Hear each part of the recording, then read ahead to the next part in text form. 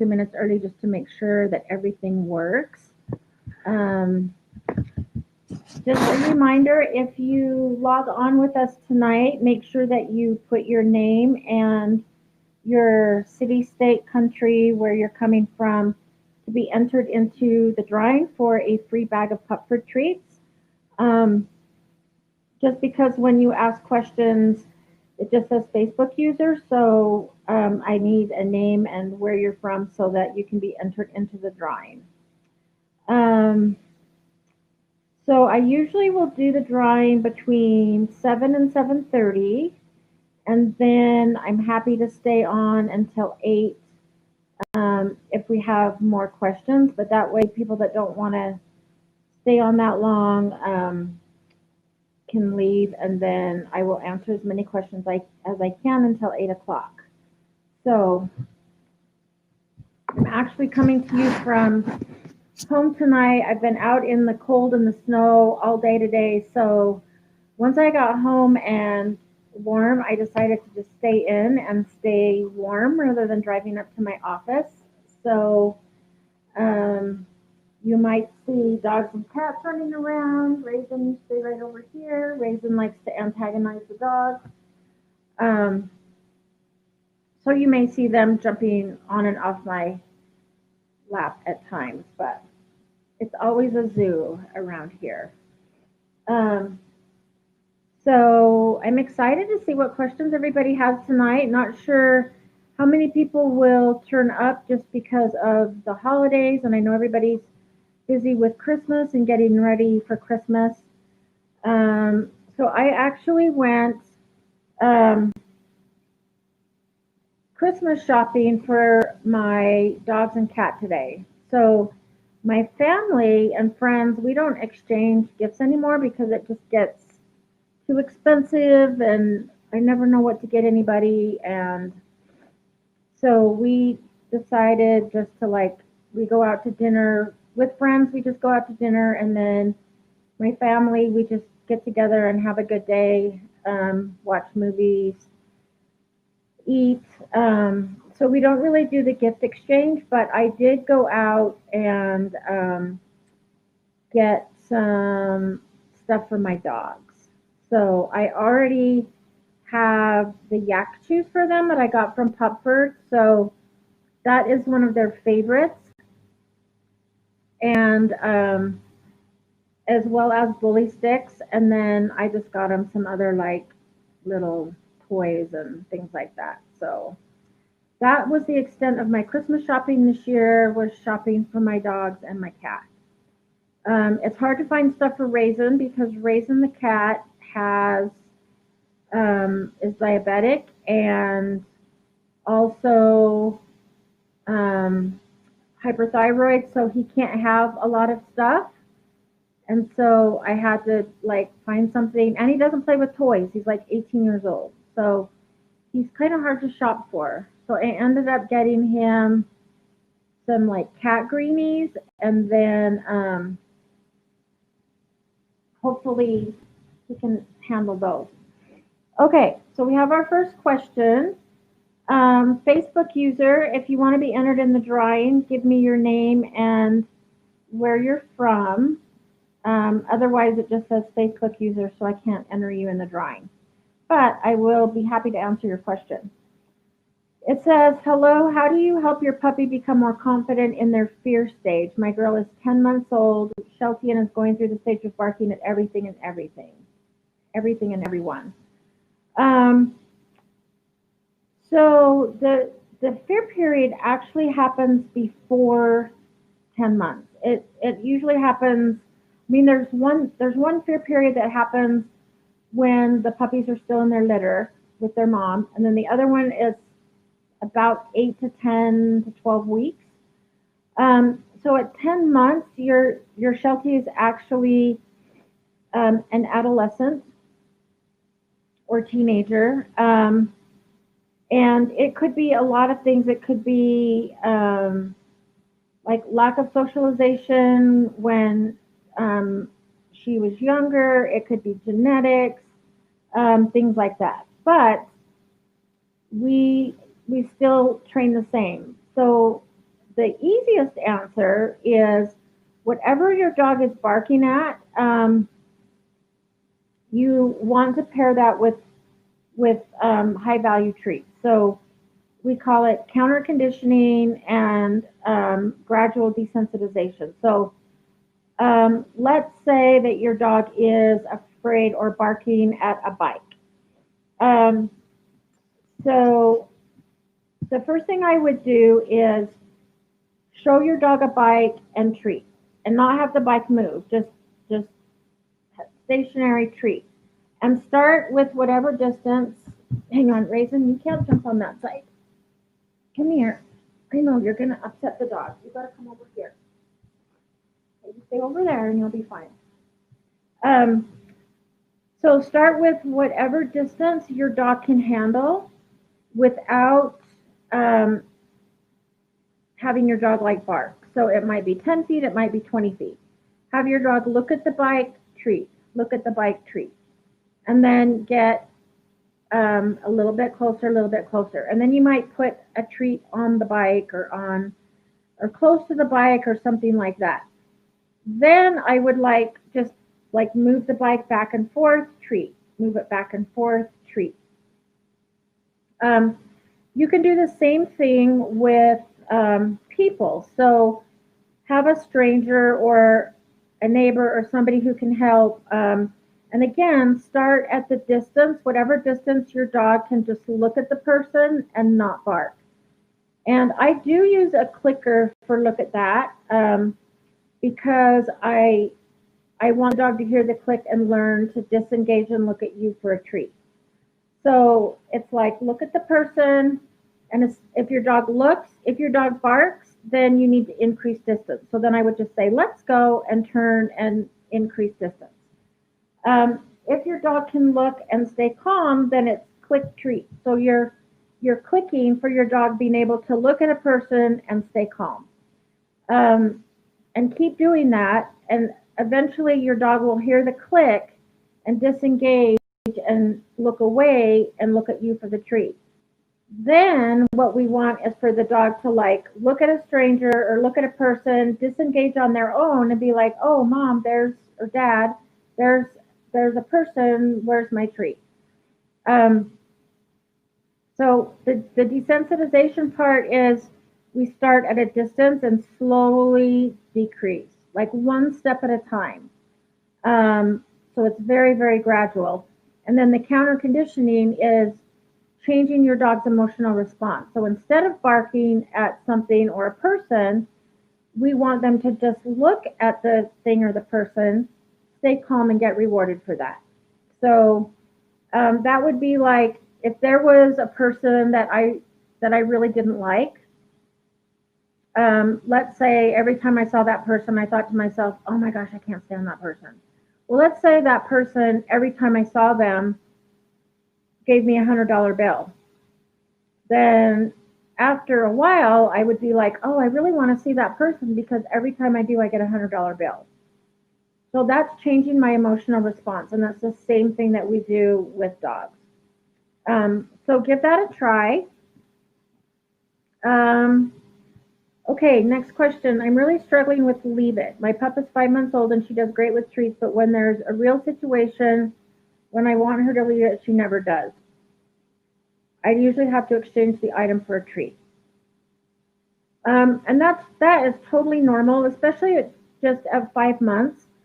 So there's 4 stages of learning, and the third stage is generalization, and that's where your dog learns Leave It in a lot of different places. So like my dog, Jade, who I will show you, is this one, sleeping.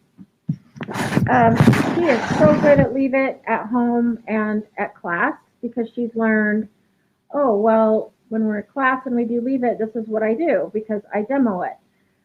Today we were actually practicing like in Petco and things like that, and she wanted everything on the bottom shelf.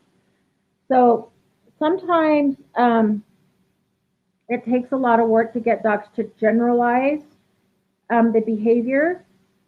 And sometimes the distraction is is greater than the reward. So when I'm practicing in a new place, and when I am practicing, and I know it's going to be a real distracting environment. Like yesterday, we practiced at Home Depot. Today, we went to Petco and Bed Bath and Beyond, and I took treats because if she's sniffing something and I say leave it, and then I don't have something to reward her with, then the next time she's going to be like, well, it's not really rewarding for me to leave it, so I'm going to try and get everything on the bottom shelf because it smells good.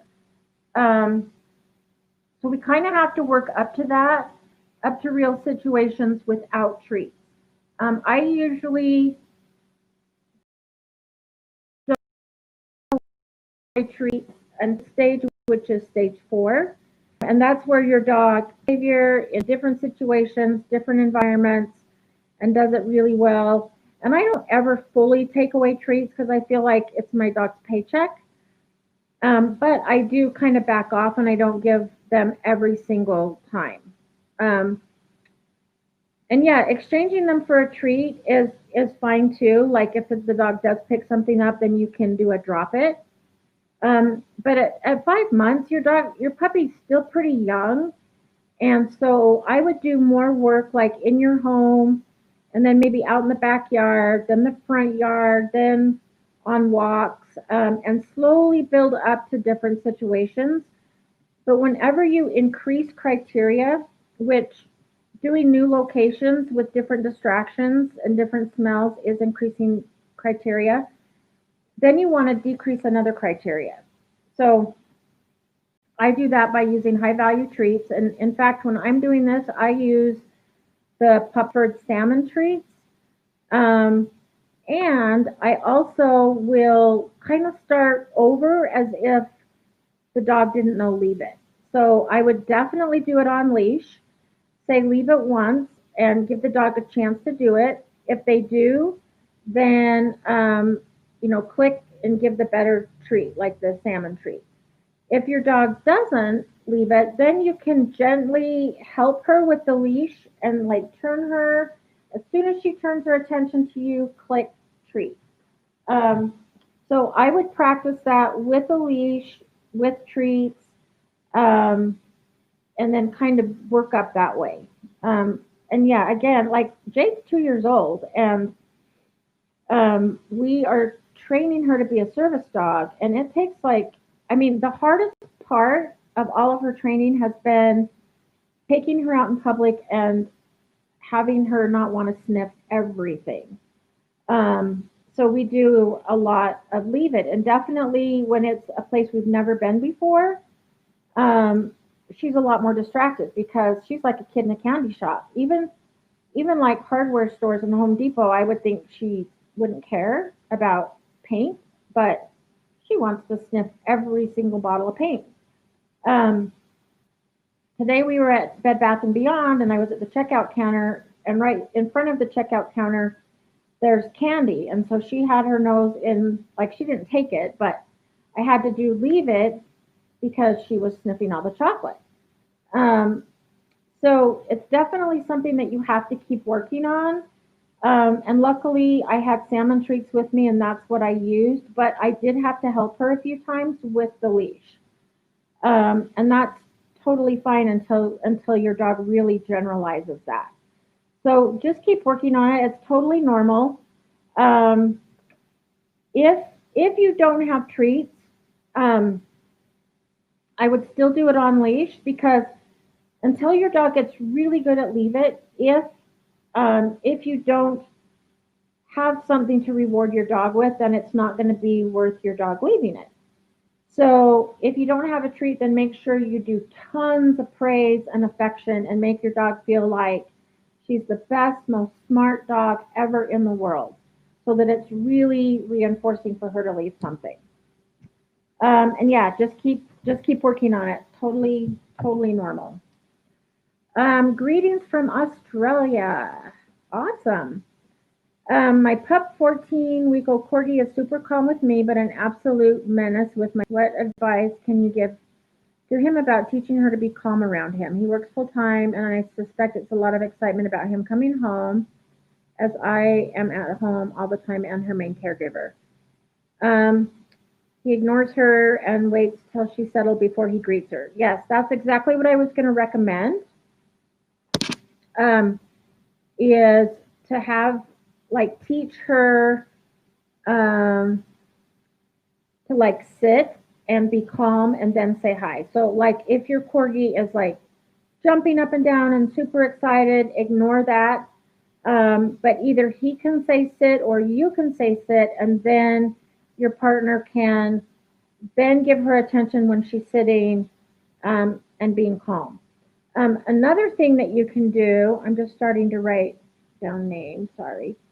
Another thing you can do is the relaxation protocol. So if you Google Karen Overall's relaxation protocol, and I think it might even be available through Pupford under the resources tab, but that teaches your dog like to basically go to a mat or a place and stay calm with increasing distractions. So you start with like 5 seconds, 10 seconds, um, and work up to like knocking on the door. And then you could, there's 14 levels, but then you can add your own levels, like your partner coming home, your dog stays calm, and then he can give her attention.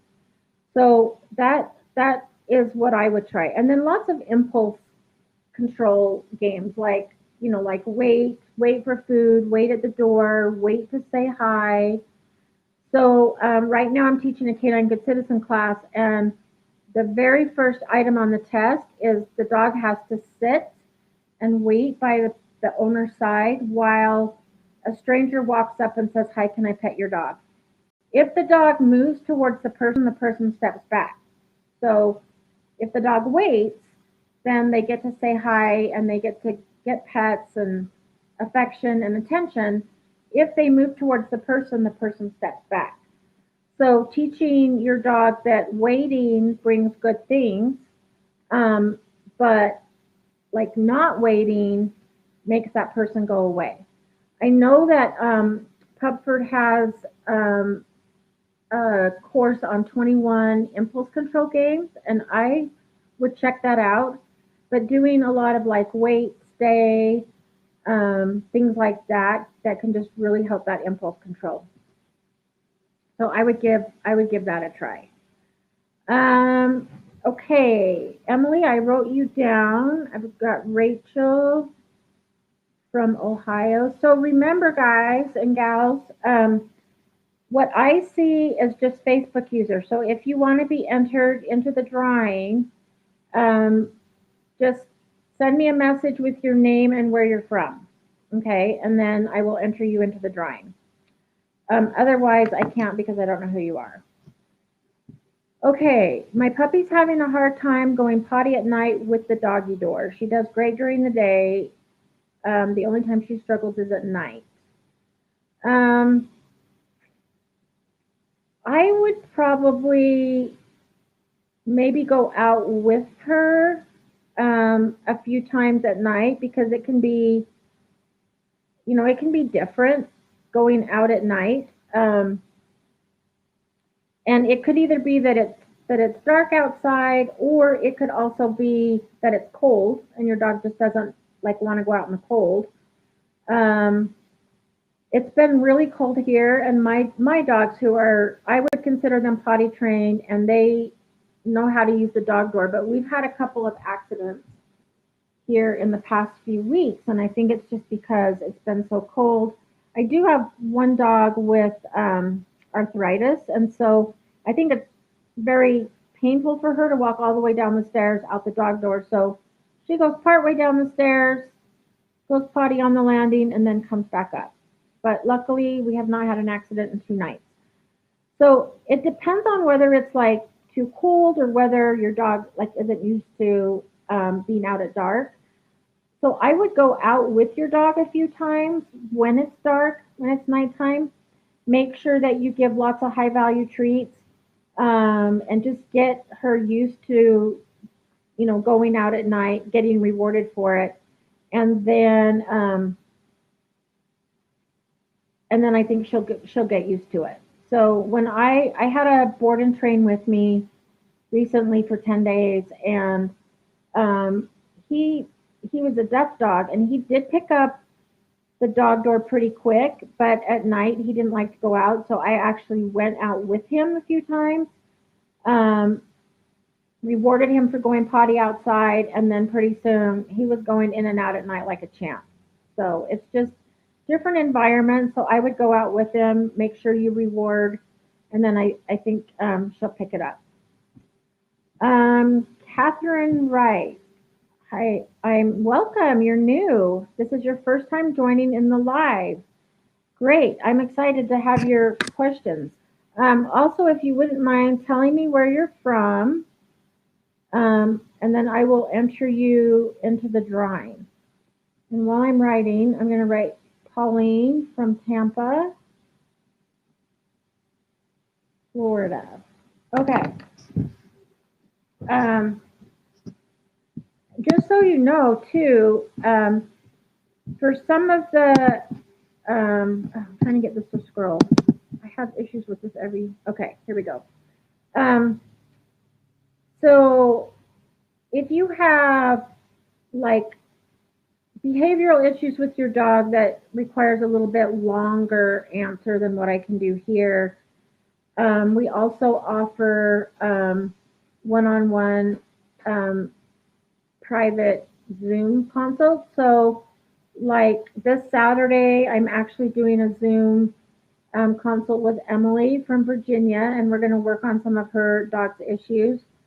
So, if you are interested in that, it's the same quality as me being there. I have lots of videos that I can show, and then you get a recording of the training session as well to refer back to. So if you are interested in that, you can email me at Tracy with an I, TRACI at pupford.com. So that is also an option that I just wanted to throw out there. Or I can help you find a trainer in your area that can help. And then I would also encourage you to check out the Pupford Academy because there's lots of training courses and stuff. We have one on potty training, leash walking, reactive dog, separation anxiety. Um, I think right after the holidays, we're launching the body language training course. So check, keep your eye out for that. So I just wanted to throw out all those options. There's so many options that Pupford has available to help everybody with their animals. So, okay, Jose, let me write. Actually, I don't know if this is Jose or Josie, but you're entered anyway. Brooklyn. Okay. Let's see. Let me go back to. Okay, I have a 1-year-old Labradoodle is constantly chasing my cats. One of my cats will try to scratch her when she does chase. How do I stop her? So what I would do in that case is I would do the engage disengage first. So start at a distance, teach your dog to just look at the cat and stay calm, click treat. Look at the cat, stay calm, click treat. And then go one step closer. So in my I go one step closer, everybody goes 3. And that is quite a big distance. And most of the time the dogs will react.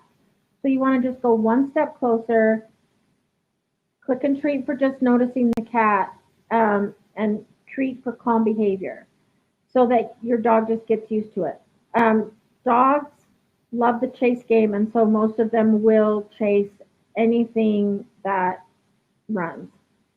Now with my dogs, I've got 3 pit bulls, and they're terrified of my cat. In fact, 2 of them are scrunched up together over here because Raisin is over here. But it only took a few times for Raisin to swat at them and hiss, and they're like, okay, I give up, like, I'll back down. So my 18-year-old old decrepit cat basically runs the house, and my 3 pit bulls are terrified of him. They do now, like, they coexist, let's put it that way. They will share the couch, but they won't, like, get too close to each other. and they have a mutual respect for each other. However, that took months to get them that way. The other thing that I would do is teach a flight cue. So, what the flight cue means is I'm going to turn 180 degrees and have the best party and treats ever. So, you want to teach this on leash. And like, so walk your dog like towards the cat. And then my word that I use is retreat. But I've had clients use party time, um, walk away, like whatever you can remember. And then throw the treats behind the dog so that they learn to turn and go the other way. And then tons of praise. So I'm usually like, oh, good boy, good boy, good boy, good boy. And then just make it super exciting. And you want to pick a high value treat that your dog never gets any other time. So it's kind of like if I say the word Thanksgiving and you think of turkey. It's like, oh my gosh, that's the only time we get turkey and stuffing and mashed potatoes or whatever. Um, so when your dog hears the word retreat or whatever word you're going to use, we want your dog to think, oh yeah, I'm going to go this way and I get bacon. So that's why I use bacon with my dogs for their flight cue because they don't ever get bacon any other time. Um, so you can teach your dog that instead of chasing the cat, or if you catch your dog chasing the cat, then it's like Labradoodle, retreat, and then kind of help them. Like you have the leash just in case, but you want to throw the treats behind the dog. And so what we're doing is we're teaching the dog to turn and go the other way. Um, you can also do a leave it, where you do leave it and then you still use a high value treat um, that has to be better than chasing the cat. So you want it to be really high value. So I would use something like the peppered salmon treats, just because they're more smelly and dogs love like anything salmon. At least most dogs do. Um, so you could do leave it, but then make sure you have a really high value treat that is worth not chasing the cat. Um, and I'm surprised that your dog doesn't like back down when the cat tries to scratch. Because that's pretty much like what stopped my dogs from doing it. But and if your dog's only one, I mean, um, she could just be trying to play, and dogs do love the chase game. But you could try the look at that. You could do the flight cue. You could also do the relaxation protocol that I talked about earlier, so that your dog goes to a place like a bed or a mat and stays calm with increasing distractions. And I would work up, if you Google it, Karen Overall's relaxation protocol, work up through all the levels and then start to add your own levels, like the cat walking by. And if you can get your cat to like just walk by slowly while the dog stays calm and then treat on the bed. And then move up to having, the cat move faster or, whatever. So those are three like foundational behaviors that I would use for that. So hope that helps. Okay, let's see. Alana Marie. Alana, if you can, let me know where you're from too, and I will enter you into the drawing for the free Pupford treats. Okay, I have questions about nipping, grabbing clothing, currently covered in bruises from an 8-month-old bully mix just adopted from the street. She is relentless for grabbing clothing, particularly dangly sweaters and scarves, but whatever she can get, and it often hurts. Okay, and then I can't see the bottom. Oh, she is not easily redirectable to an appropriate toy or chew. Okay, so what I would do is the first time the dog nips or grabs clothes, I will use an interrupter and I'll say, hey, and then redirect to a toy. If your dog can't be easily redirected to a toy and goes back to biting, then the second time they bite or nip, that's strike 2. And that basically means that you calmly pick up your dog, put them in a crate with a toy, so it's not a punishment, and give them a timeout for like 1 to 2 minutes, just to like calm down, decompress. And biting makes you go away. It makes it so that they don't have access to you. Then let your dog out after 1 to 2 minutes. If your dog goes right back to nipping and grabbing clothes, then that's strike three. Your dog goes back in the crate with a toy, cover the crate, and leave your dog in there for longer. And that's as much to give you a break as the dog, so that you don't have to like worry about the dog constantly nipping and grabbing clothes.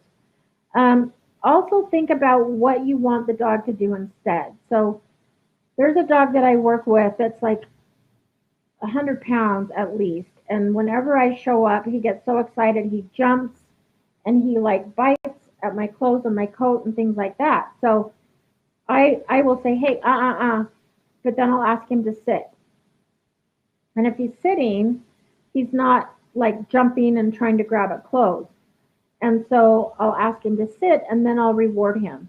I also do hand targeting as a replacement behavior because hand targeting has to be done with a closed mouth. Um, oh, and I need to write your name down too. Um, so I will like interrupt. You can say, I do like the 3 strike bite rule. I do that first.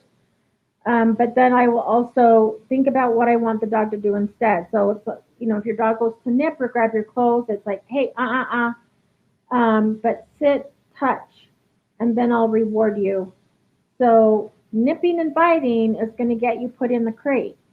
But and again, to the dog, it shouldn't be a punishment. It should be like I'm going in my crate to chew on something and have some decompressed time. But then I will also redirect to a sit and a hand target, and that I can reward. Um, so try that. You can also, teach your dog to carry something in her mouth. So like a tennis ball, um, like any kind of toy. If you can teach your dog to like carry it in her mouth, then she's not going to be nipping and grabbing at you. I was actually at a client's house yesterday, and the puppy was obsessed with the son's girlfriend and was like constantly going for her feet, biting at her feet.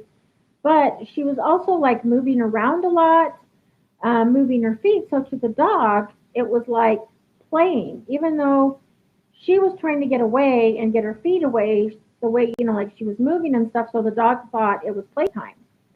Um, so we did the 3 strike bite rule with that. And I said, oh, she's biting your feet again. So let's put her in the crate with a toy. And we did that. Also, doing more mental stimulation can help. So like snuffle mat, treat dispensing toys, puzzle toys. Um, One of the people from the Comfort community, actually, last week I had talked about how you can take a plastic water bottle and throw in some treats, kibble, make sure the lid's on, and then punch some holes in it with a knife or fork, just big enough for one little piece of treat to come out.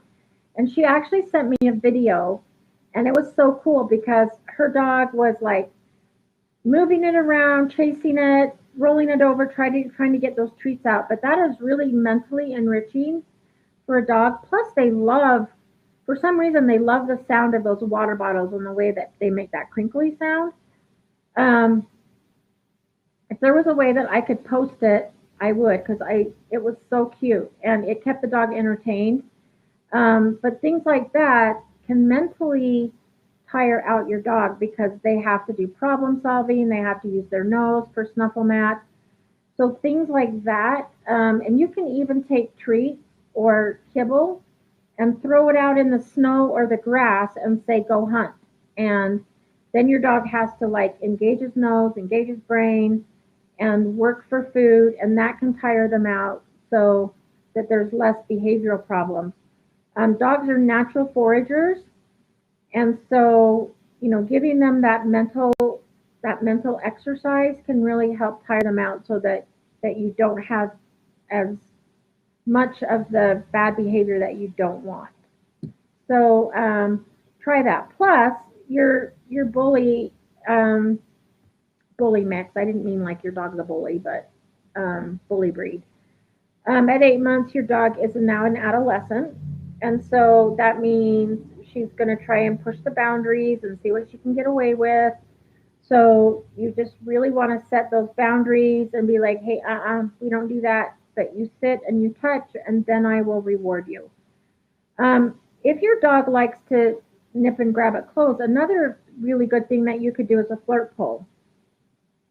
You can get on YouTube and just type in flirt pull, and I like the video by Kristen. I don't know how to say her last name. It's like CJ, I don't know, something like that. Um, but I know Pupford sells the flirt poles, and I actually like theirs better than the one that I have because number one, it's cheaper than what I bought, but it also collapses so it doesn't take up so much room. But that teaches impulse control, so your dog has to sit and wait, and then they get to chase this thing around. They can grab it, you can play tug, and then you can teach a drop it. And then when they're taking the treat, you take the toy, and then you stop the game, and the dog has to sit and wait again. And then you throw it out and say go, and then do it again. But that way, they're chasing something that is out here, and then they're not close enough to you to grab and nip at you, but they get to chase a toy that's moving around the floor. And that can get out a lot of energy. And they get to like grab it, tug with it, shake it, and then you can drop it. So that should give you several suggestions and things to do with your dog to kind of alleviate that. Okay, let's scroll. Let me write.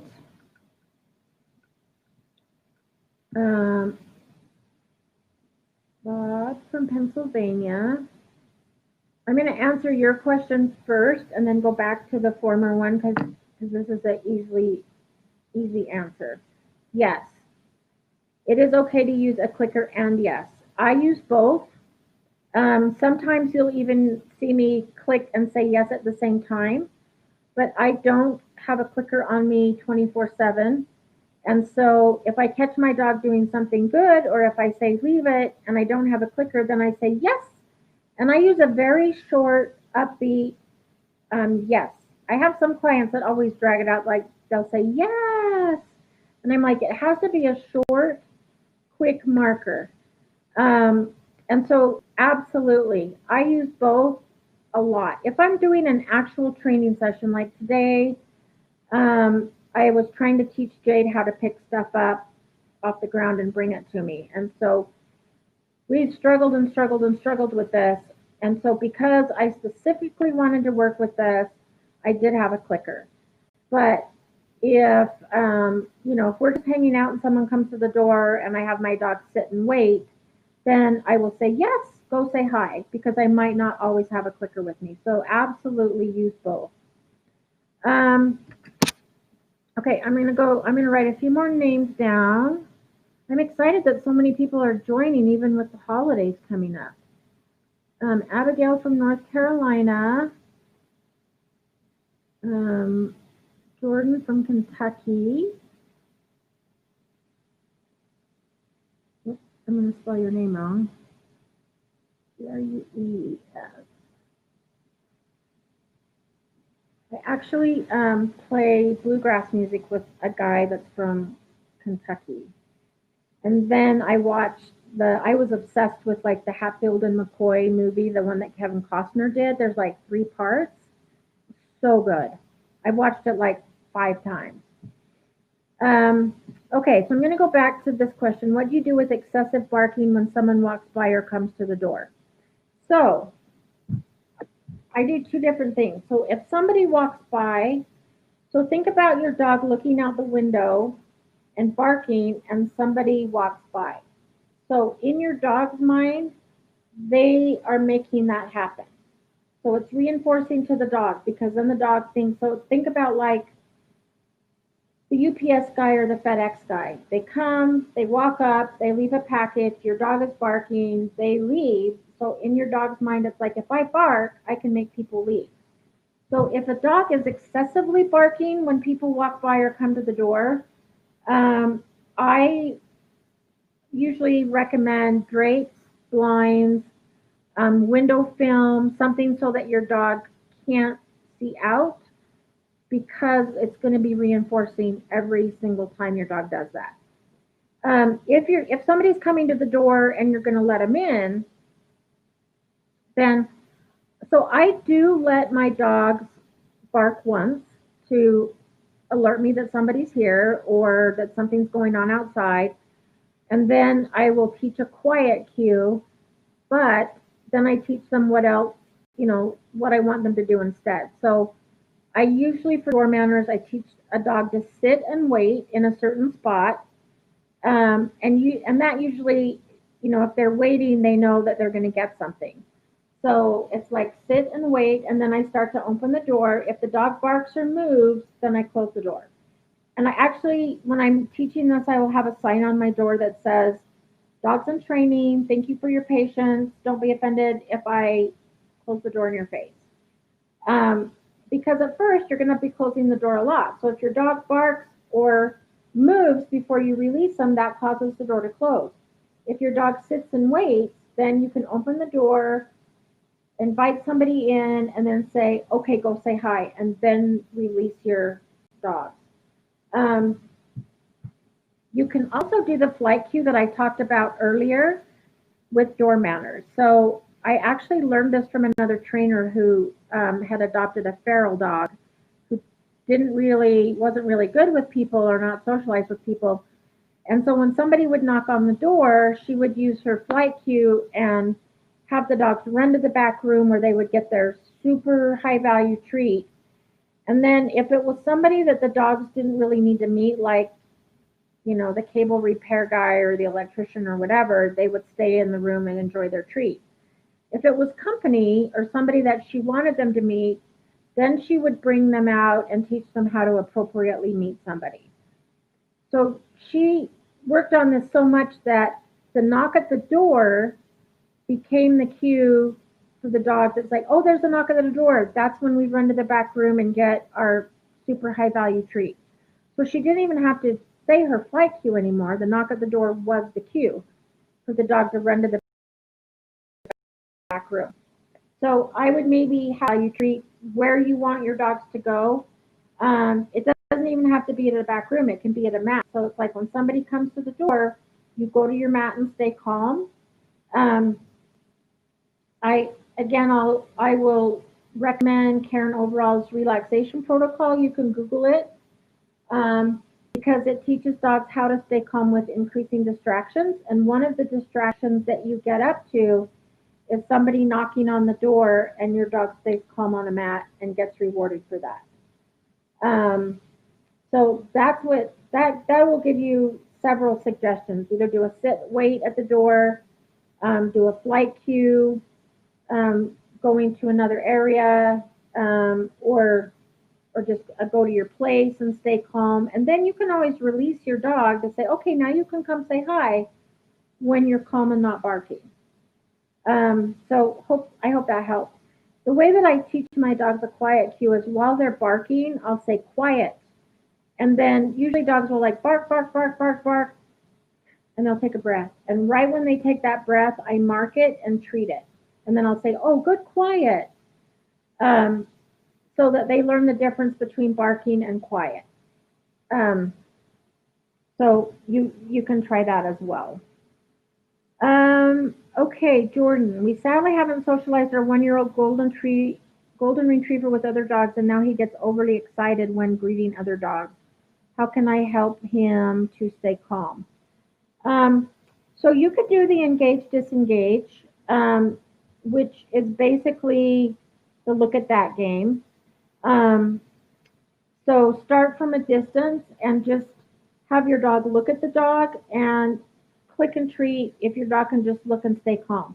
If your dog can't stay calm, then you need to increase distance.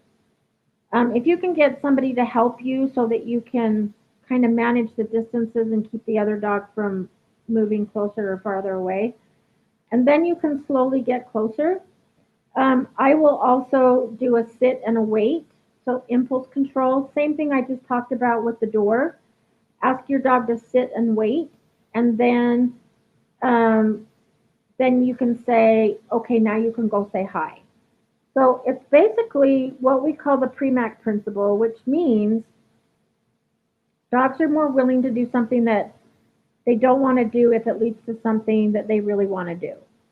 So, like, sit and wait at the door, and then you get to say hi to the person. Sit and wait by me, and then you can greet a dog. But if you're pulling and like going crazy, then we're going to walk the other way. So, I I have a couple of hike and train clients, and this is all we work on is basically environmental management. One of the dogs is really aggressive, and the other one isn't. He's just um, a 110-pound lab that gets super excited when he sees other dogs and wants to just pull and like rush up to them. And a lot of dogs don't like other dogs just rushing up and getting in their face. So if he starts to pull, then we go the other way. Or another thing that I do with him is a come front, which basically means come, sit, and look at me, and then I'll give you treats. And then when you're calm, then you can go say hi to the other dog. Um, so I wouldn't allow your dog to greet the other dog unless um, he's calm. If he's not calm, you can do sit and wait. You can turn and go the other way. So if he's like too overly excited, that's going to cause you to go the other way and get farther away from the dog. But calm behavior is going to make it so he gets to go say hi to the other dog. Um, so I would definitely try that. Try some of that. Just it's just impulse control. Teaching your dog that if you're calm and you sit and wait, then you do get to see the other dog. But if you're pulling, then sorry, it's not going to happen, and we're going to turn and go the other way. Emily, I already got you down, so you're good. Okay. Whenever I feed my dog, he always walks away from it and stares at his food like it's going to do something. I feel like sometimes he waits for the cats to attempt to go after it. Um, that is kind of interesting. So I and are you free feeding or are you feeding meals? So what I do is, and I mean, some dogs do kind of like to play with their food and stuff before they actually eat. Um, I would put the food down, give your dog like 15 minutes to eat, even if he stares at it. Um, and if if the cat does attempt to go after it, make sure that your dog isn't like resource guarding his food and going to go after the cat. You could feed him in a different area, so like behind a baby gate that the cat can't get to, so that he doesn't have to worry about the cat getting his food. But I will put food down and um, give them 15 minutes to eat, and then if they don't eat, I pick it up and they don't get it till dinner. So I've actually had to do that with a few board and trains that I think their families just free feed because they didn't want to eat but wanted to go eat what my dogs were eating. But they learned that if they didn't eat their food, they didn't get it till dinner. And so then in the morning when I would put the food down, they would eat because, I mean, they still had chances during the day to earn kibble for training. So we would do training sessions and then the dog would get to earn some kibble, but they didn't get the actual meal until the next um, meal time, so dinner. Um, so he will learn if he walks away and stares at it, but still eats it within that 15 minutes, then I would say that's fine. Um, Again, I might try separating him from the cat, feeding him in a different room or behind a baby gate, just so the cat isn't an issue. And then if he still doesn't eat within 15 minutes, pick it up and then don't give it to him till dinner. Dogs will not let themselves starve. So they will learn that if they don't eat it in that time frame, they're not going to get it. So it's kind of like when I didn't want to eat my vegetables and my mom says, well, if you don't eat, you're not getting anything else till tomorrow morning. So I learned if I wanted to eat, I had to eat even the things I didn't like. Um, the other reason that I do that is because I do have a senior dog, and she loves her food. So as soon as I set the food down, my dogs are chowing. But if she misses dinner, breakfast, and then dinner again, she's going to the vet because then something's wrong. Um, but but yeah, a healthy dog is not going to starve. So he will learn that he's on a schedule and that he better eat or he's going to miss out. Okay. Let's see. I think it's just a scroll again. My new puppy nips as expected, and we always give something he can chew when it happens, but sometimes it feels like a switch is flipped and he just won't stop biting. When he's in the mode we can't get him to stop and it hurts. Um, okay, so I'm going to go back to the 3-bite strike rule that I talked about earlier. Um, so the first time your dog bites, you want to redirect to a chew or a toy or something. If the dog goes back to biting again, then you calmly pick up your dog and put him in a crate with a toy. Um, and then leave him there for like 1 to 2 minutes. And then that gives him like a little bit of time to decompress. It's kind of like a timeout, but it's not really a punishment because we're putting them in there with a toy. And then let him out. And if he goes back to biting you again, then that's strike 3. He goes back in the crate with a toy, cover the crate, and he gets a long time out and probably a nap. Um, and that's to give you a timeout and a break from all the biting. And then that also teaches him that if he keeps biting, he's going to go kind of for a timeout. But again, because we're putting a toy in there with him, it's not like a punishment. But it does help the dogs decompress and also let them know that if you bite, then it's going to cause me to go away and you're going to go in your crate. So it is totally normal for puppies to do that. Um, I sometimes like to redirect with like a rope toy or something that they can really sink their teeth into, and that seems to help.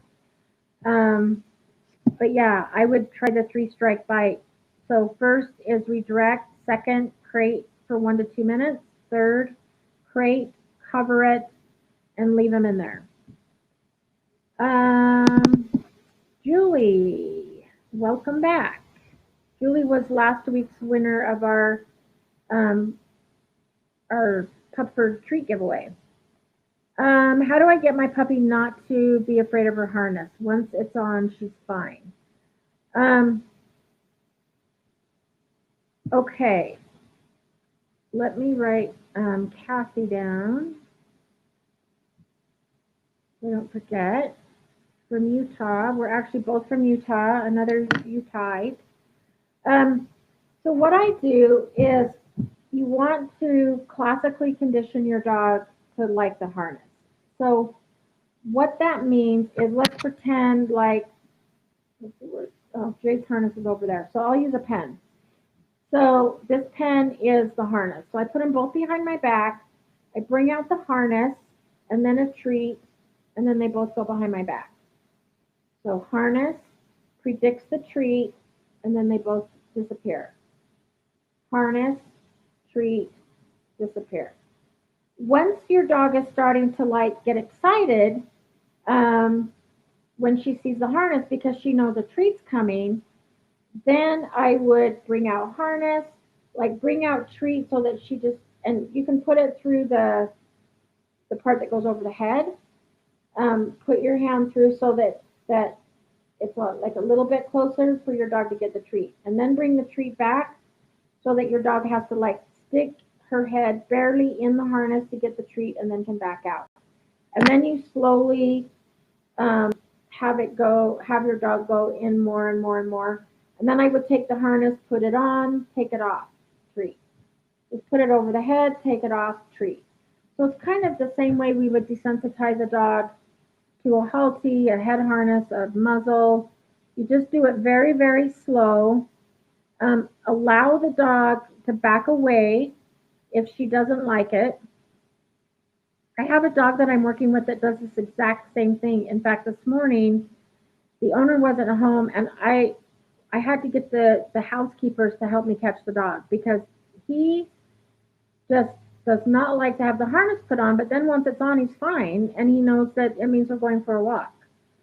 So starting Friday, that's what we're going to do. Is harness predicts treat, and then I'm going to hold the harness up, put a treat through the head part, and then slowly have him,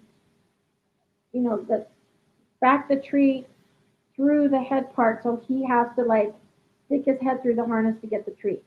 And you might have to use really high value treats like the salmon treats or hot dogs or cheese or something to get your dog to want to put their head through. But you want to do it really slow so they put their head through, they back away. They can put their head through, back away. And then I'll put the head through, like put the harness on, take it off. Just the head part. Do that several times. And then put it on, and then maybe clip it, unclip it, take it off. If your dog's fine once it's on, you might not have to do those last steps, but just so first we're doing slow desensitization. We're getting your dog used to it very, very slowly, and we're breaking it into really small steps. We're also using treats to like lure your dog through, but always allow your dog to back away if they want. So we don't want to force it on them. We want them to accept it. And then that makes it not so scary. And then the dogs realize, oh, okay, I have a choice. If I don't like it, I can back away. But then if I do go through and put my head through it, I get a treat. And then it kind of teaches them how to like put their head through and have the harness put on. So try that. If you want me to send you a video on how I do it, just email me, Tracy with an I at pupford.com, and I'm happy to. I can make a video with one of my dogs doing it and upload it to Google Drive and give you access to it. Sometimes, depending on the dog, when I worked in rescue, we had a couple of feral dogs, and well, we had a lot of feral dogs coming through, and some of them had never had a collar on. And when we would enter their kennel, they would like just go to the corner and shake. And sometimes it took months to get a collar on them and teach them to walk on leash because they were terrified. So we went really slow, and this is exactly what we did: is collar, treat, both go away. Leash, treat, both go away. And then I had the collar up, and I would put the treat through the collar, or I would even put the collar, like drape it over my arm, so the collar is hanging here while I'm giving them a treat. And then I would slowly move it more towards them and like lure them through, but very slowly. So try that. Like I said, if you need me to send you a video, I'm happy to do that. Okay, Terry, I'm going to write down this name first, and then I will go back and answer this question. Okay, 6-month-old husky freaks out when my husband and I hug each other and always jumps and barks when we do. Let's see, we always tell her to sit and down when she does, but doesn't always work. So you can kind of do the same thing, like really slow desensitization. In fact, I had to do this with another dog because this dog had bitten several people, and it was always like when when somebody would come over and go to like shake somebody's hand or shake the owner's hand, the dog would bite. And so we did a really slow desensitization where um, what I did is we had the dog sit, and then I would like stand up slowly, sit down, treat. Stand up slowly, sit down, treat. So it would look kind of like, so the dog would be in a sit stay. I would stand up, sit down, treat, or just stand up, treat, and then sit down. Stand up, treat, sit down. And then I just started like reaching for the person, treat. Like reach for the person, treat. Um, and so you can take the whole behavior of like hugging each other and break it into really small pieces, and treat your dog for staying calm in um, each phase of that. So like first you could just like reach with one hand and then reach with both hands, and then you could also do the relaxation protocol that I keep talking about, because that teaches dogs how to stay calm with increasing distractions. But what I would probably do more, and that would help, like you could still do that, but you want your dog to learn that when, oh, sorry, somebody's at my door, so my dogs are barking. Um, when, um, hey guys, quiet, come here. Come here, Maddie. Come here, Jade, let's go. So, so you want your dog to think of when my husband and I things happen. So it's like, oh, when we hug each other, you get a piece of hot dog or a salmon treat. When we hug each other, you get a salmon treat. Um, so that instead of your dog like jumping and barking, and it could be a tension thing, I don't know that the dog will necessarily grow out of that. But you can teach your dog something else, like you could do a go to your place, or I would still do the sit and then do a hug, treat. Have your dog sit, do a hug, treat. So it changes your dog's emotional response. And so they learn that when we hug, good things happen. Like I get hot dogs or I get really high value treats or something like that.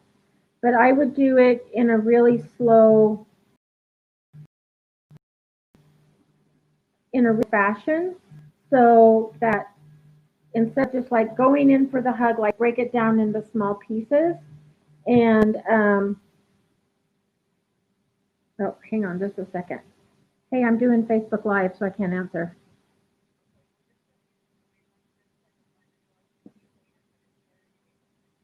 Okay, I won't. Thanks. Bye.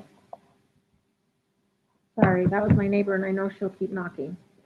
Um, okay, so I would break down the hug and just make it like do it little bitty steps at a time and treat the dogs each time. So you're slowly getting them used to you hugging, but you want good things to happen when you are, so that the dog learns like, oh, I like it when mom and dad hug because then I get really good treats. So hopefully that makes sense. I'm sorry about the interruption. It's like it's the season when all the neighbors bring by neighbor gifts, and um, they don't understand sometimes why I can't answer the door, even though they know that I do Zoom like private consults and stuff. Okay. Okay, I'm gonna write down a few more names. And then we'll do a drawing about 7:30. And then I will do another half hour of answering questions. So I'm happy to stay on till 8 and answer as many questions as I can. Okay, my 2-year-old golden retriever has been very socialized and loves people. Every time we have guests over, she is spastic excited for at least 15 minutes to the point of annoyance. How do I keep her calm when guests come over?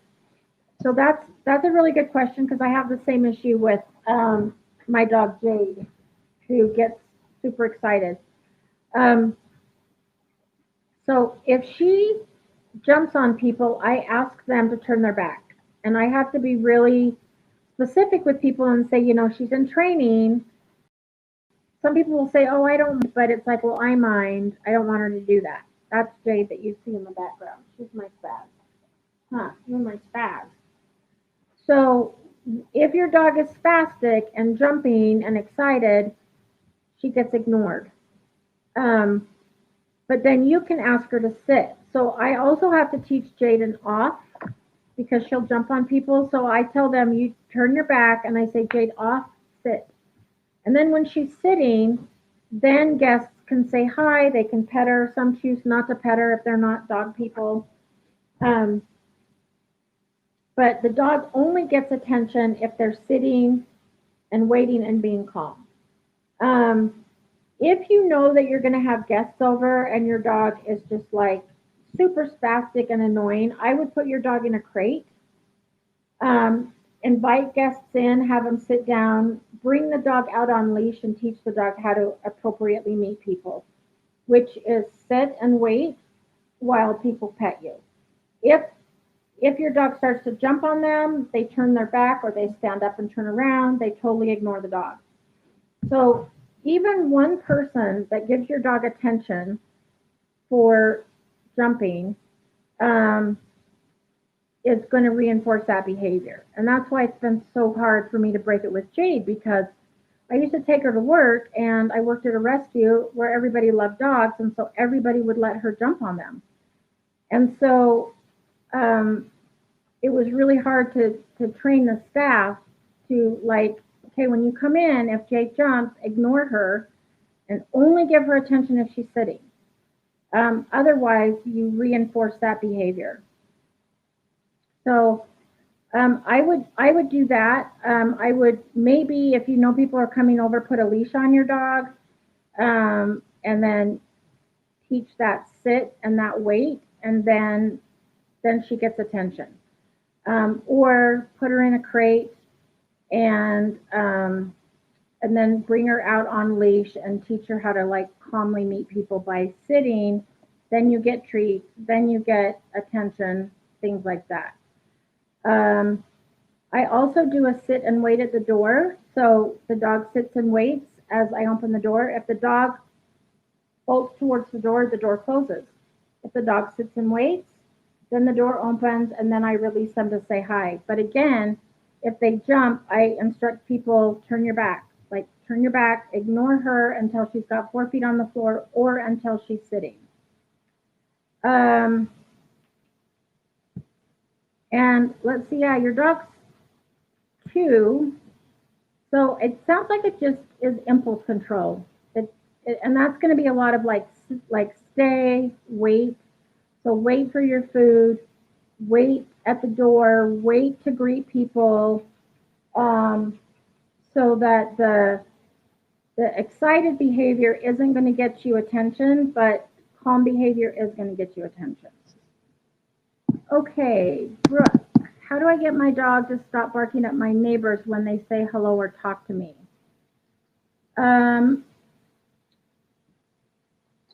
So is that like if you're outside and they just like are saying hi from next door or stop to talk? I would teach your dog like what you want the dog to do instead. So you could teach a quiet. So again, like my dogs, if they bark, I'll let they'll bark, and I'll say quiet, and then I'll wait for them to take a breath, and then I'll click treat, good quiet, and teach that quiet. And it kind of depends on why your dog's barking at the neighbors. Is it because the dog hasn't been socialized to them? Does your dog know the neighbors? You could like have the neighbors toss treats to your dog so that the dog learns to associate neighbors equal treats. So I like it when mom says hi to the neighbors because I get treats. So, if your neighbors are willing to help, you could even give them some treats and say, okay, I want you to come outside and just toss treats to the dog. So then it's pairing the strangers or the neighbors with treats. Um, and then I would also teach a quiet and then reward your dog for being quiet. Um, and then maybe just like do some socialization. You could also do the look at that or the engage disengage and start from a distance and quick and treat for your dog, just looking at the neighbors and staying calm, and do that like 5 times and then get one step closer. Do the same thing, get one step closer so that you're gradually getting your dog closer, closer, closer until you can actually stop and have a conversation. Um, so so try that and just see if that works. So it sounds like just some impulse control, maybe some socialization with the neighbors, and having the neighbors give treats. Um, okay, Catherine, it's totally fine that it's long. Oh, and you're from DC, so let me write that down. I need to scroll up so I can get your whole question. Sometimes it doesn't like to scroll up. Okay.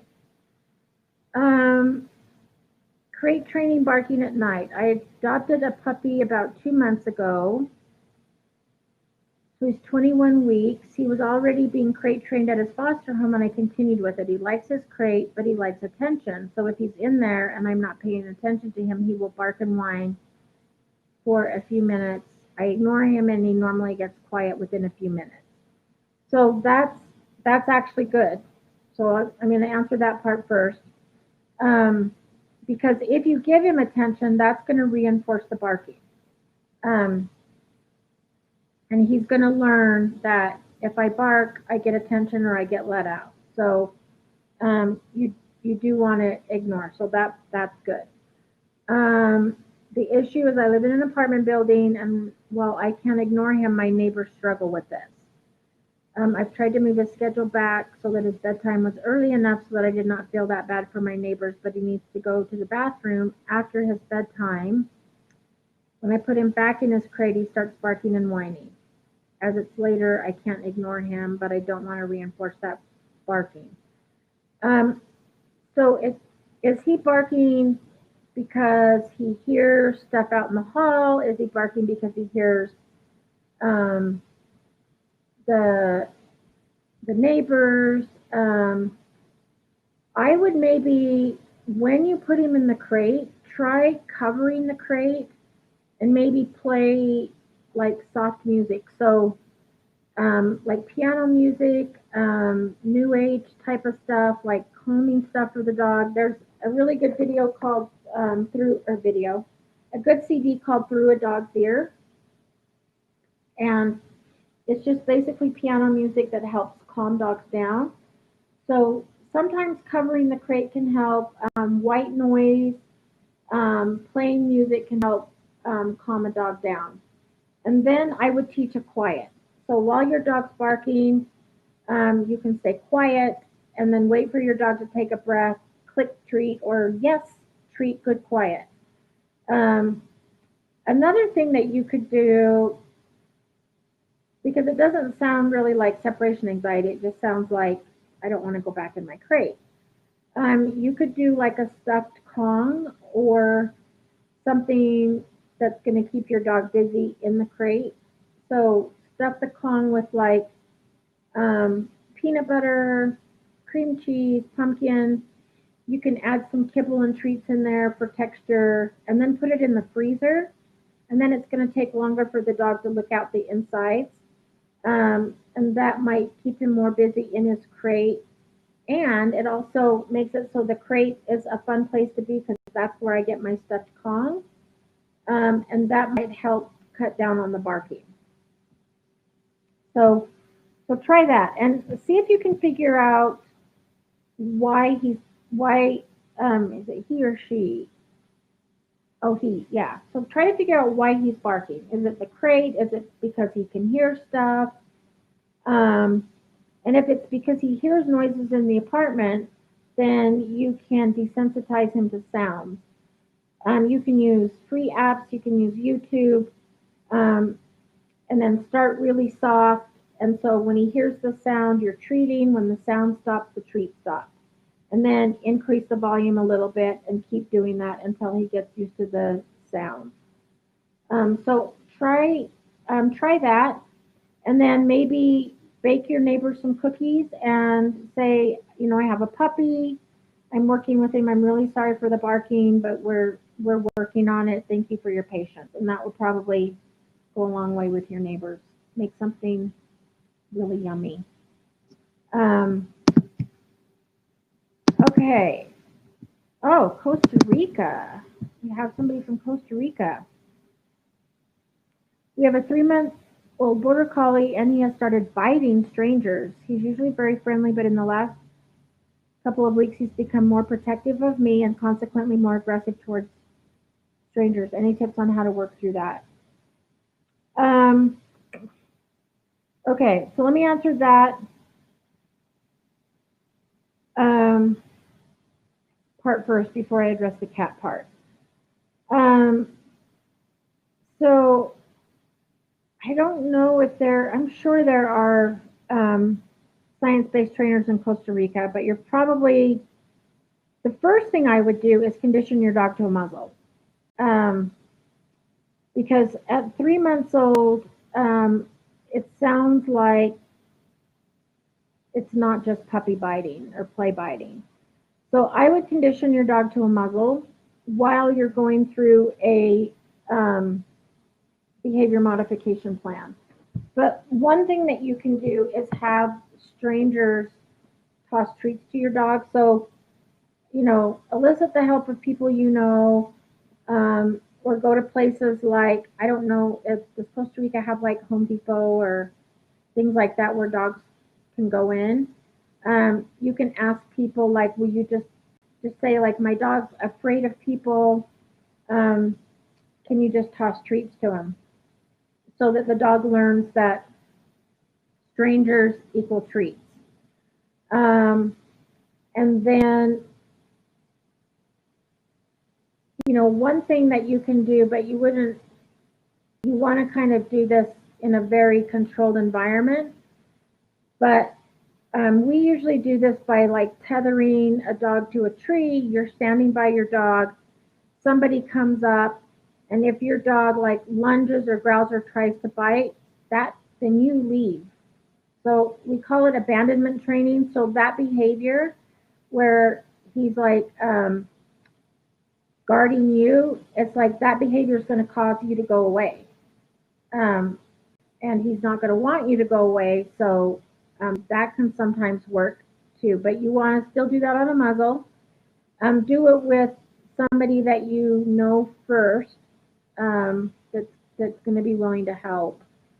And then again, we want to do that counter conditioning, so changing your dog's emotional response. So strangers equal treats.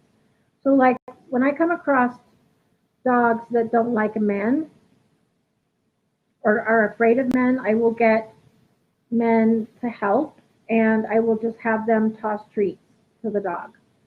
And then you can get to the point where maybe if the dog's calm, ask the stranger to just put their hand out and see if the dog wants to come up and take a treat. But don't force the dog. It has to be the dog's choice. If they choose not to go take the treat, that's fine. Tell the person, like, don't reach for the dog, don't try to pet the dog. But again, your dog's going to be in a muzzle so that he can't bite. He might try, but he's not going to be able to bite somebody. And then for that, I really would work with a trainer. So I know there's behavior consultants all over the world. So if you go to IAABC, you can put in your zip code, and science-based trainer will pop up, like whatever is closest to your area. But I know a lot are doing virtual consults right now, so you could probably get help. Even if somebody doesn't live really close to you, they can help you virtually. And with a dog biting strangers, that's probably better anyway, because you don't want to put the dog in a position where they're going to bite somebody, like bite the trainer. So some trainers would prefer to do like a Zoom consult anyway. And then a lot of times with aggression, there's an underlying anxiety. And at 3 months old, you're really going to want to do a lot of socialization with people and start from a distance. So it's like, oh, there's a stranger, treat. There's a stranger, treat. And then when you get close enough, have the stranger actually tossing treats to the dog. So the dog learns that strangers equal really good treats. So I would do that. If he's obsessed with chasing the cats to the point of biting them, again, I would do a muzzle. And I think with this dog, I would actually teach the flight cue. So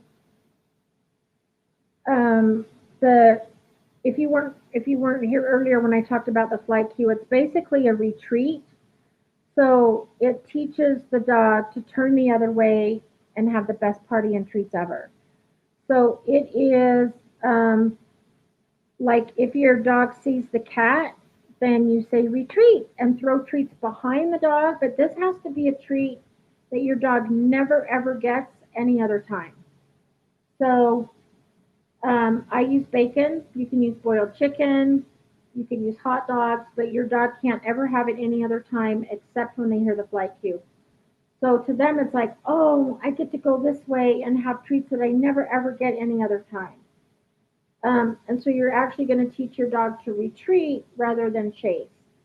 You can even do that with strangers. So if your dog looks nervous or is acting nervous, then you can say retreat, and then we go the other way, have the best. And so the whole time we're retreating, it's like, oh, good boy, good boy, good boy, and you're like praising. It's party. It's like tons of fun and really, really high value treat. But I think I would do a lot of socialization, especially if your dog is showing this behavior at only 3 months old. Um, and your dog is a border collie, so your dog's a herding breed. I would really start to do a lot of socialization with strangers and with the cat. But I would definitely get your dog used to a muzzle, um, just so your dog can't actually bite somebody and or hurt one of the cats. And then check out IAABC and see if there's a trainer or behavior consultant in your area that can help work with you, because I think that's going to take um, more of a longer behavior modification plan to kind of help that. Okay. April from Tennessee. I'll take a few more questions and then I'll do the drawing, and then I'll stay on for another half hour and answer questions. Trying to get this to scroll again. I don't know what it wants. Okay.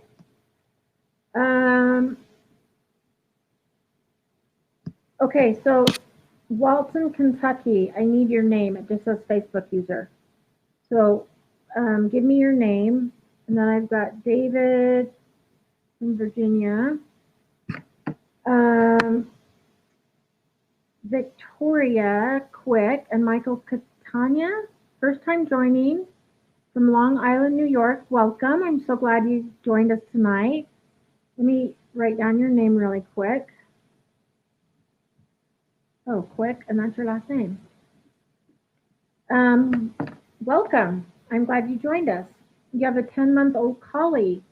My neighbor actually loves collies and wants a collie and wants me to find her one from a rescue because she doesn't want to get one from the breeder. And collies very rarely ever turn up at the rescue. So that's awesome that you have one. Okay, same thing with the person from Raleigh, North Carolina. I need your name. It just says Facebook user. What to do with countertop surfing? Okay, I'm going to run really quick and get a throat lozenge just because I've been talking so much, and then I will come back and answer that. So give me like 15 seconds.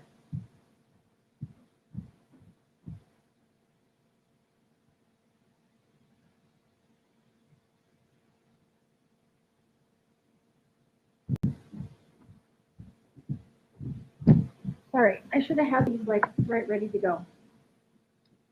You guys, it's not candy. All my dogs are coming over here now. They think it's candy time. Okay, so with counter surfing, the first thing that we always want to do is environmental management. So, um, when I first adopted Jade, she would jump up on the counters. In fact, one time I was standing there, and the next thing I know, she's standing on the kitchen table. And it's like, oh, honey, we do not do that here.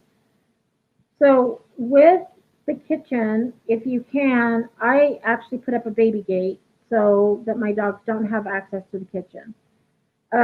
However, some houses aren't built that way to where you can do that. So, one thing that you want to do is make sure that your dog doesn't get reinforced. So, if you're actually cooking and you have a lot of stuff on the counter, I would either teach a sit or a downstay and not let the dog into the kitchen, or I would put the dog either on a mat, so do mat work or place work, or just put your dog in a crate with a stuffed Kong or a yak chew or a bully stick, um, just to keep him from practicing that behavior.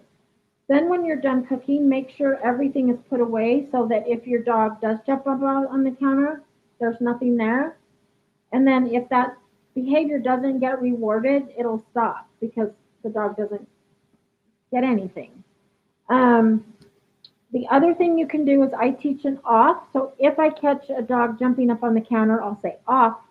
And the way that I teach that is I put a treat right in front of their nose and say off, and I lure them away from the counter. And as soon as their paws leave the counter, that's when I mark and treat. And then I say good off, and then I teach it. Then I have them sit, um, stuff like that. Now, if the dog goes right back to jumping up on the counter again, I'll say off again. And I might treat the first 2 times, but I don't want the dog to learn that, oh, I jump up, they tell me off, I get a treat. I jump up, they tell me off, I get a treat.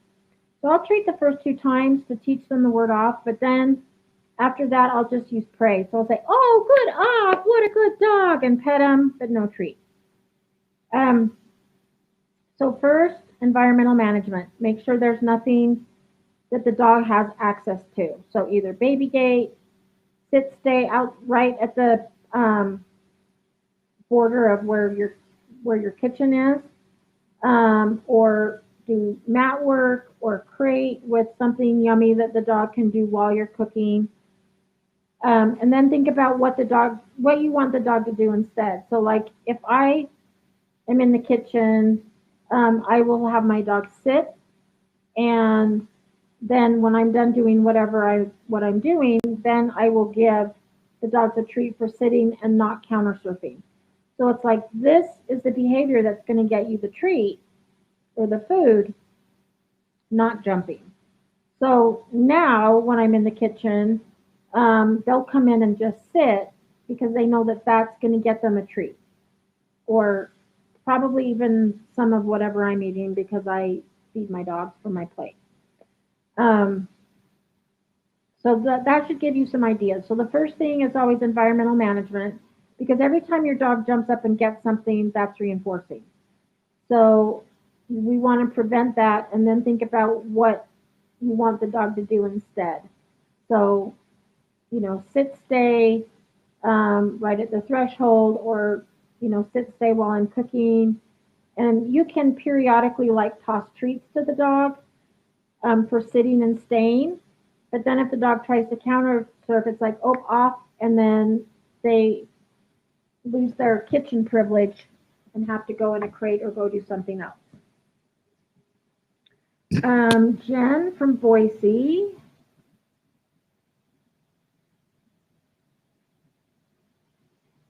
Actually, Jen, are you the one that we chatted last week about Idaho?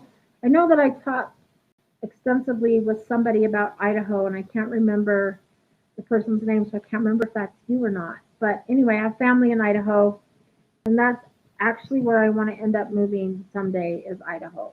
Love it. Okay, let's actually do the drawing. Let me add in these few more names that I see.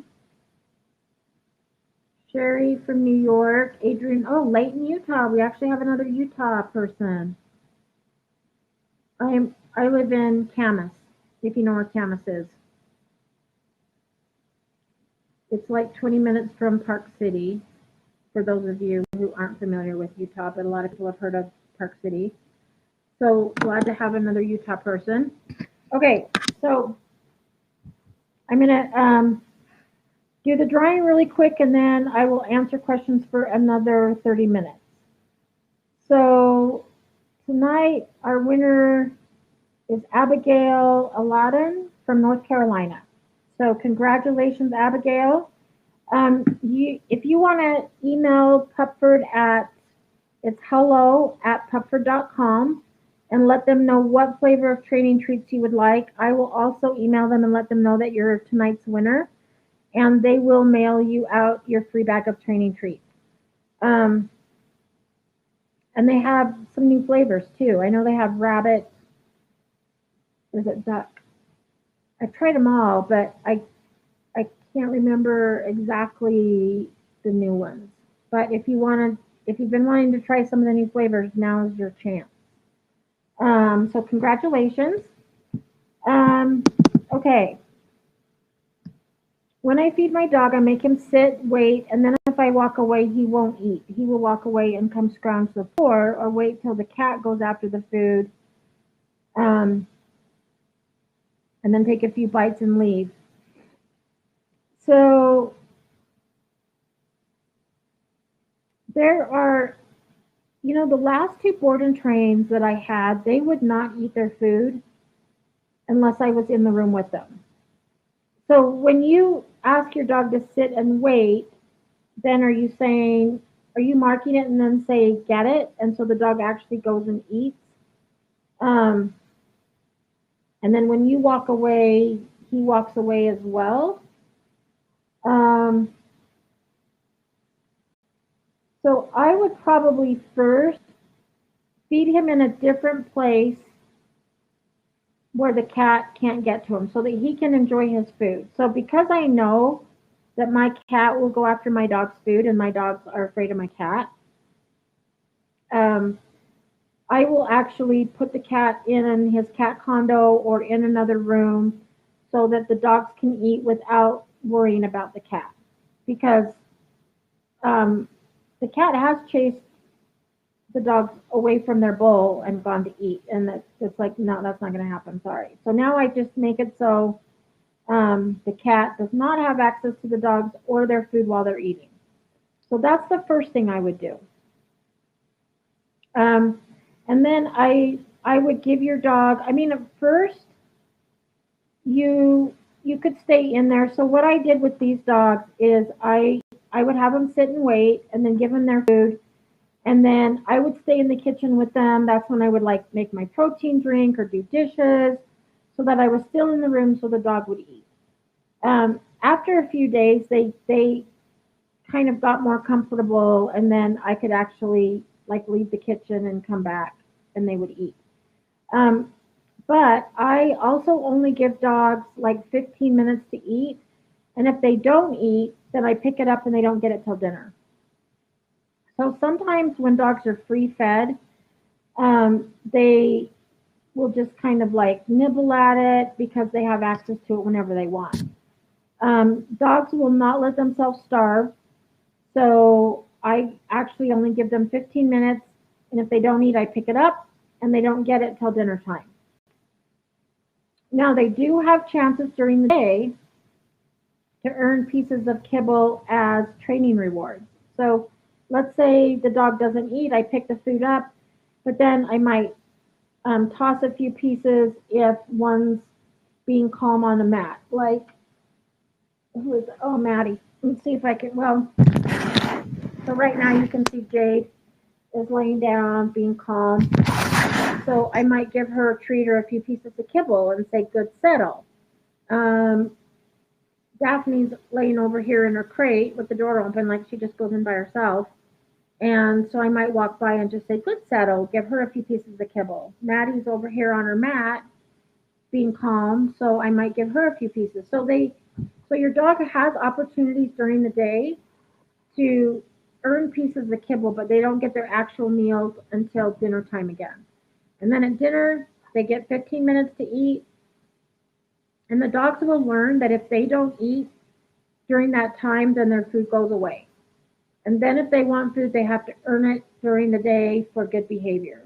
So, um, and I do that for a couple of reasons.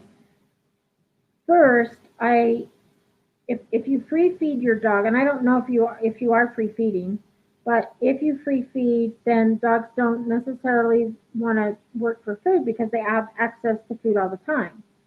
Um, the second reason I do it is because if my dog misses 3 meals, then something is probably wrong, and they're going to the vet. So that's the other reason I do it. So first, separate the cat so the cat is not even an issue. And then maybe try staying with your dog and just doing something around where your dog eats that you can do, like dust or do dishes or whatever. And then give your dog a chance to eat. And then after a few days, like slowly. So what I did is like first I would like walk to the baby gate and then come back. So usually when I have a board and train, they eat different food than what my dogs eat, so I separate them.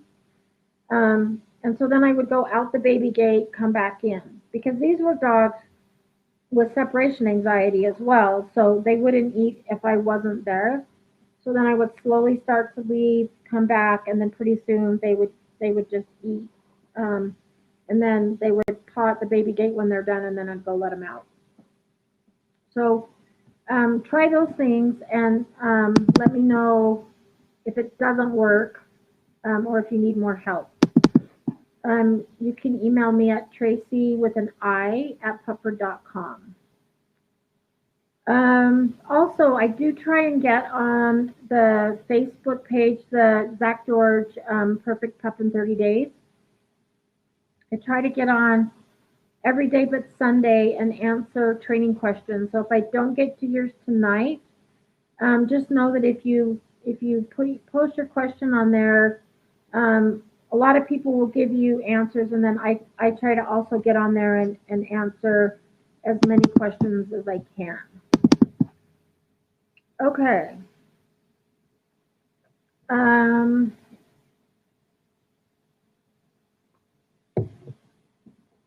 okay, my 4-month-old mini golden doodle has separation anxiety from me. When I leave the room or from his sight, he barks and cries, waiting for my return. The other family members really have to play and distract him until enough time has passed for him to forget and turn his attention to something else. So when you leave, are you talking about like leaving the house?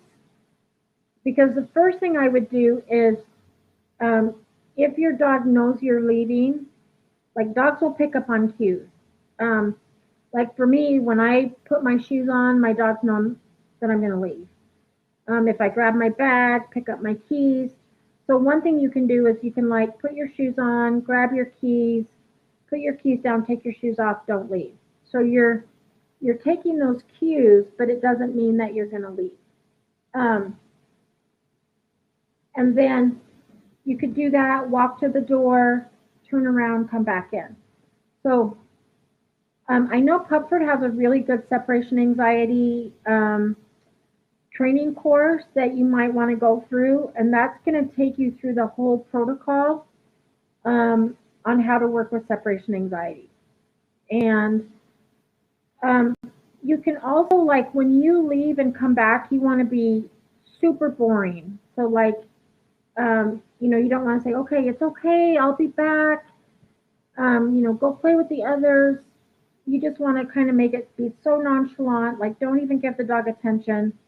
And when you do get to the door and you can finally like turn the doorknob and then walk away from the door, don't leave. And then open the door, close the door.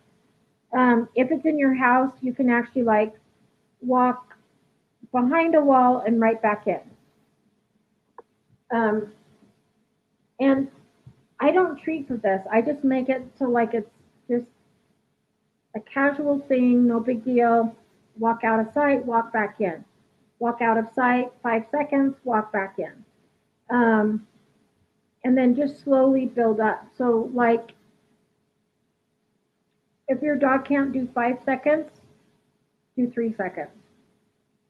If your dog can do 5 minutes, then try to build up to slowly build up to 10 minutes, and then um, build up to 30 minutes.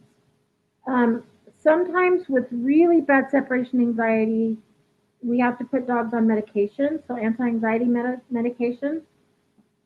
Um, but you can try the protocol first, like, switch up your departure cues. Um, Start leaving. If your dog can't even handle you disappearing behind a wall, then go part way. So we call it a partial obstruction. So half of your body's behind the wall, but your dog can still see half of you, and then come back. And do that like several times, and then go all the way behind the wall and back, and then build up so that you leave for 1 second, come back. You leave for 3 seconds, come back. Um, and try that. So you can like slowly build up the time that your dog can be away from you. Um, and then try to get to the point where you walk outside, get the mail, come back.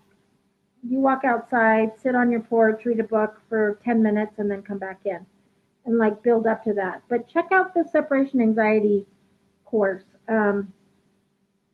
because it's really good, and I think it'll give you a lot of really good tips for that. Um, okay. Can you do a Cavapoo training at home? Um, I'm not sure what that means. Like, I need more I need more information. Um, like, yes, you can train your Cavapoo at home if that's what you mean. Um, or you can have a trainer come to your home and do it. There's also a lot of trainers that are doing virtual training right now that can help you, like through Zoom or something like that. But I'm not exactly sure what you mean by can you do Cavapoo training at home? Like, are you talking about your home or my home? If you're talking about my home, it depends on where you live. It might be kind of a ways for me to take your dog. Um, and this one, how about barking? Um, I need more information. Like, barking at what time, and what context is your dog barking? Okay, Elizabeth, we are from Buffalo, New York. Wow, we have a lot of Buffalo, New York people tonight. That's awesome. Um, my 2-year-old mixed border collie has started crying and getting anxious in the crate at night. It's been going on for over a month. She has been crate trained since we got her at 11 weeks. Any advice on how to get her comfortable again? Um, yeah, you could try like covering the crate. Um, you could try playing soft music or white noise. Um, so just to give you kind of an example, my dog Daphne is 3 years old. I've had her since she was 6 months old, and over the weekend, she all of a sudden wouldn't walk across the floor, and she acted like she was afraid to walk by the door that goes down to the basement. She also, coming down the stairs, wouldn't go down the bottom stairs where there's a baby gate. So since I do board and train, I have baby gates all over my house. But she would stop and she wouldn't go past that. And I'm like, what's going on? You've been doing this since you were 6 months old. So why all of a sudden, like, she would stop at a certain place and wouldn't walk across the floor. She seemed to not want to walk in front of the door that goes down the basement. And then she wouldn't go through, take that last step that goes through the baby gate. And I didn't know like what had scared her or why she suddenly had an aversion to doing this. So what I did is I just started over and used treats. So like I would go to her and take treats and like make a trail so that she would take one step, take a treat, take a treat, take a treat.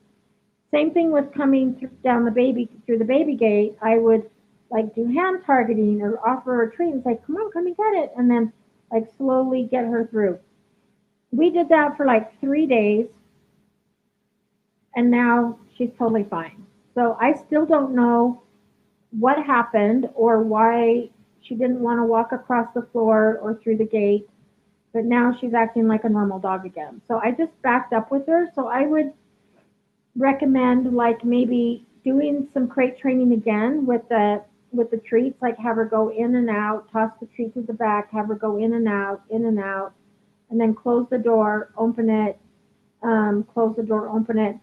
It could be um, like different noises at night. One of my board and trains actually was was deaf, and so he also had separation anxiety. So what I ended up doing is I put him in a crate right next to my bed, and he was fine. So like his crate down in the living room when I would leave, it was like he did not want to go in that, and he would cry. Um, but when we went to bed, he would go right in the crate, settle down, be fine because I was like right next to him. So you might try just moving the crate into your bedroom and see if that comforts him, or you can try covering the crate um, and using like soft music to calm him down, um, and then maybe do some remedial crate training, but do it at night. So the crate training that you did during the day when your dog was 11 weeks old, um, do that at night. So treat right by the door, treat right inside the door, a little bit farther, have them go in, come out, go in, come out, go in, close the door, open the door, come out. So try and do some remedial crate training, but do it at night so that it's very slow um, and gradual. And then see if you can figure out like what it is about nighttime that's making your dog more anxious. If it's like noises, if it's like you know whatever, or if it's just because it's nighttime. And again, you can try covering the crate or playing music. I have a hard time falling asleep, so I turn on Netflix. So there's actually noise in the room, and that's how I fall asleep. But it also kind of helps the dogs calm down. There's noise. They don't bark at things they hear outside, and they're just able to like calm down and go to sleep. Um, okay, I have time for a couple more questions. Oh, we have two in a row on counter surfing. So I'm going to answer this, and that's probably all the time that we'll have. So, um, if you didn't hear um, my earlier answer on counter surfing, I'll kind of go through it again. And yes, I'm reading your question. Once we turn away, he'll purposely jump at the counter because he knows that then you'll ask him to sit and get a treat. Um, so what I do is, yes, I do teach it off, and your dog is too short to actually get on the counter. The next question, I don't know if your dog can actually get on the counter or not. Um, the first thing I do is like teach a sit stay or teach a stay right at the threshold and they don't get to come in the kitchen. So the first thing we always do, environmental management.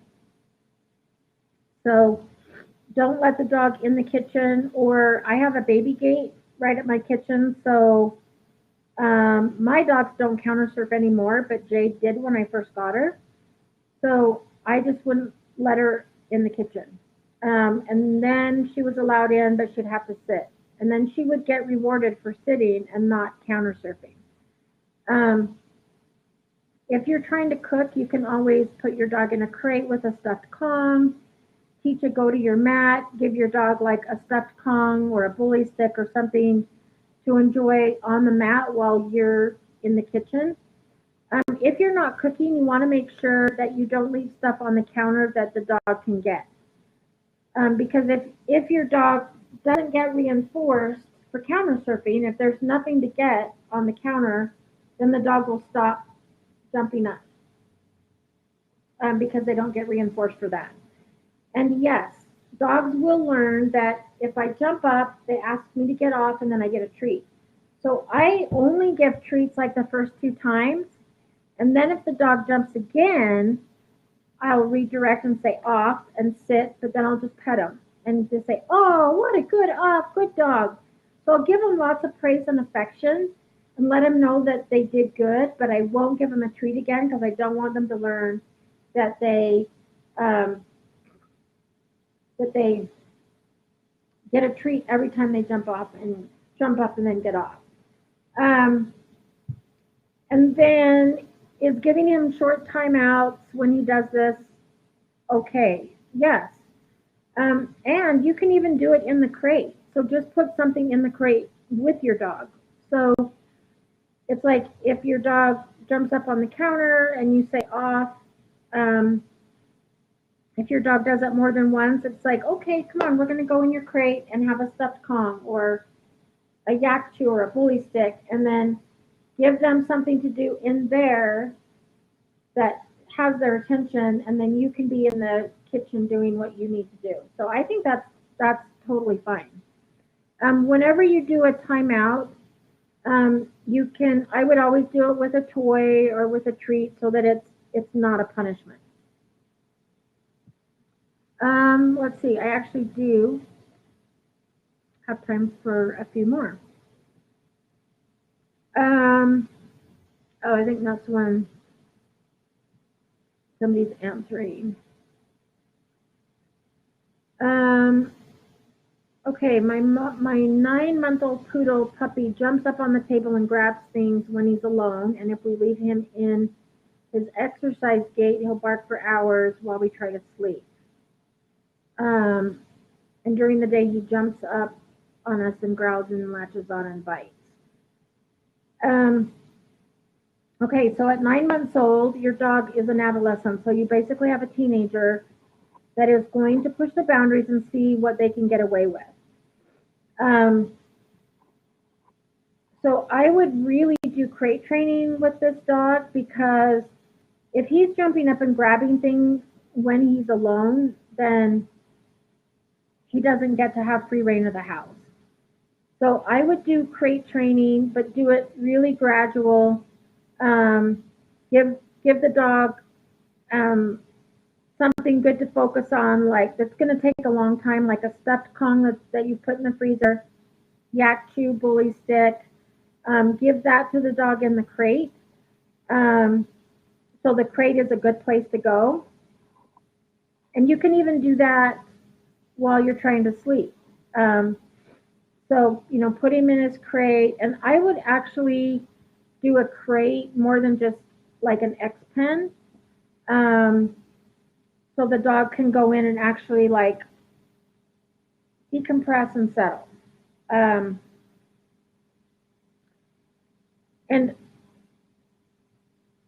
then I would do the same thing for during the day when he jumps on you and growls and latches on and bites.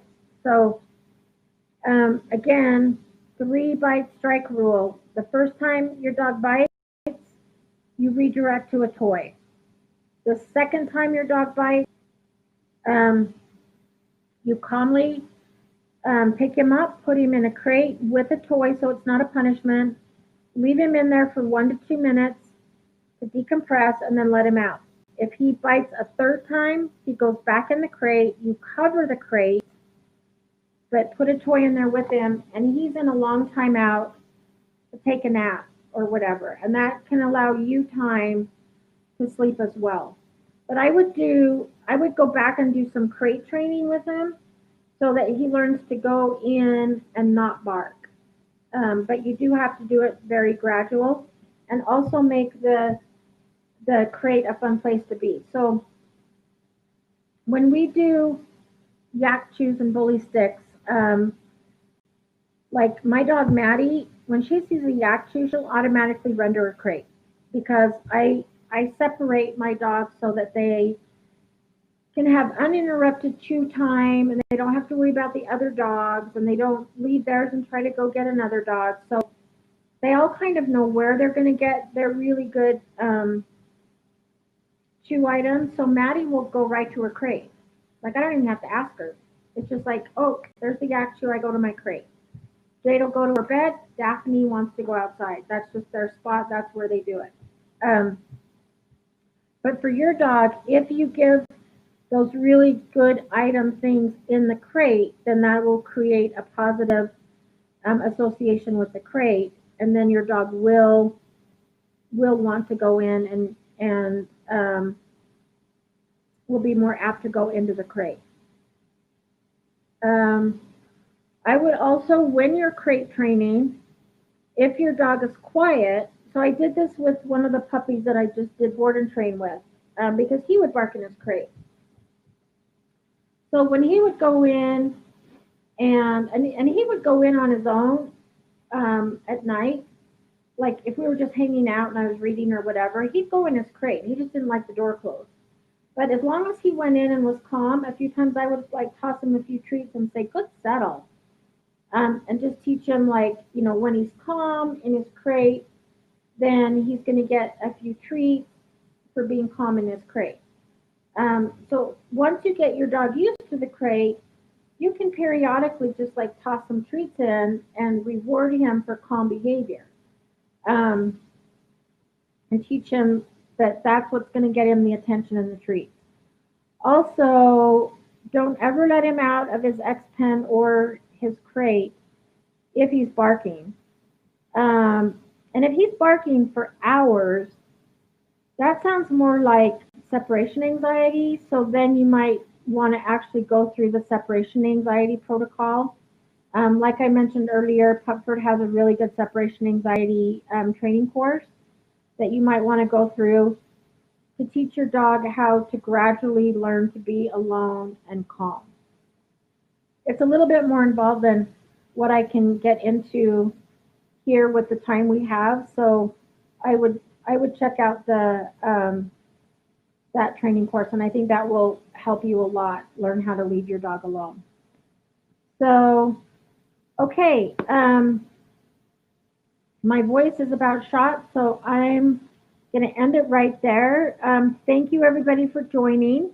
I will be back next Wednesday at 6. If I didn't answer your question, feel free to post it in the 30-day Facebook forum, and I do get on there. I try to get on every day on answering questions. And if not, I'll be back next week at 6 o'clock Mountain Time, and we will do some more. So again, congratulations to Abigail from North Carolina. She's our winner tonight for the free training treats. Thanks for joining, and I will see you next Wednesday. Good night.